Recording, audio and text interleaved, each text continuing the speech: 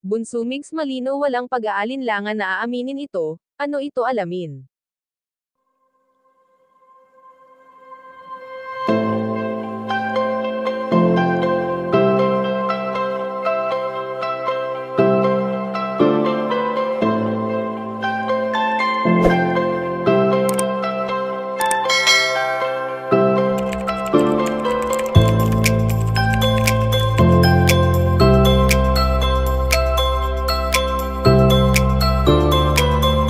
Mahirap mang manghusga ng tao lalo na at hindi naman natin literal na nakakasama at hindi natin alam kung ano ang tunay na pagkatao ng isang tao.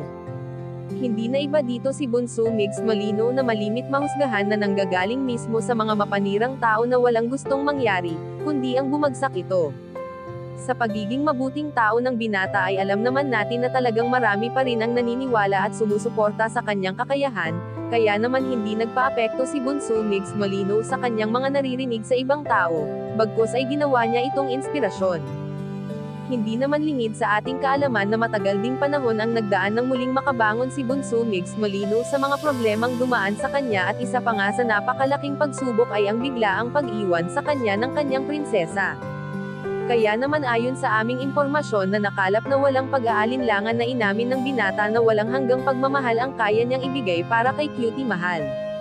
Bagamat wala na ang presensya nito, ang mga alaala naman nito ang palagi niyang daladala sa kanyang puso na kahit ilang taon pa man ang dumaan ay nananatiling sariwa sa kanya ang mga masasayang araw nila na magkasama at patuloy niya pa rin itong mamahalin, kahit na marami pa man ang umayaw sa kanya.